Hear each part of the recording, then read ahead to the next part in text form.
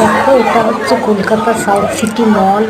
তো south city মলের চারিপাশটাই মানে ভিডিও করার মতনই, সত্যি খুব সুন্দর জায়গা বলে মানে কল্পনা করতেও পারছি না। আর না দেখলে বুঝতে পারবে না এত সুন্দর জায়গা। তো কলকাতায় অনেকেই হয়তো গিয়ে থাকবে সাউথ সিটি মলে।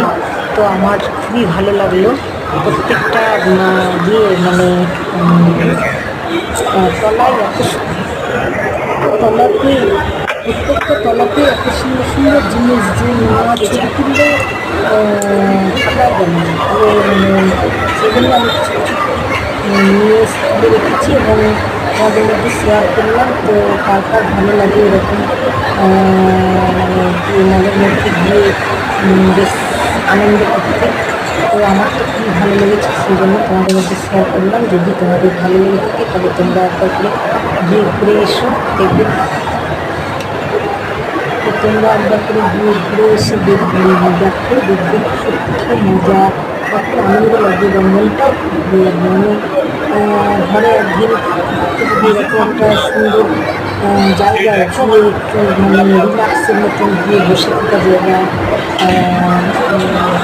প্রত্যেকটা তলা এত সুন্দর সাজিয়ে সুন্দর লাইটিংস দিয়ে করা আছে যে সত্যি খুব মানে বসলে ভালোই লাগবে, দারুণ লাগবে। তো যেমন আমরা কোনো পার্কে গেলে সেখানে মুহূর্তগুলো বা ঘোরাঘুরি ব্যাপারটা খুব সুন্দর লাগে, ঠিক সেরকম এখানেও গোটা বিল্ডিংটা ঘুরলে এবং প্রত্যেকটা তলায় যেমনই শপিং করলাম করলাম, না করলাম কিন্তু তবুও মানে দেখে চোখ সার্থক হবে এবং ভালো লাগে, মানে মনটাও ভালো লাগে। আবার নতুন এনার্জি নিয়ে গিয়ে কাজে মন লাগবে ঘরের মধ্যে। তো সত্যি একটা রিল্যাক্স কিছুক্ষণ সময়ের জন্য বসে থাকা বা এনজয় করার মতন জায়গা।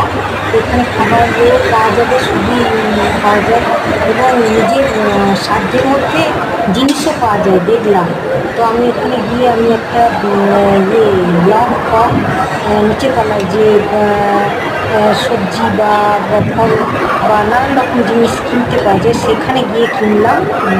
তারপরে তো সেখানে গিয়ে নিচেতলায় গিয়ে আন্ডারগ্রাউন্ড যে ইয়ে আছে সেখানে গিয়ে আমি একটা লঙ্কা কিনলাম। সত্যি আমার সাধ্যের মধ্যে গেলে এটা আমি ভাবতে পারিনি যে সাউথ সিটি মলে যে আমার সাধ্যের মধ্যে আমি কিনতে পারবো।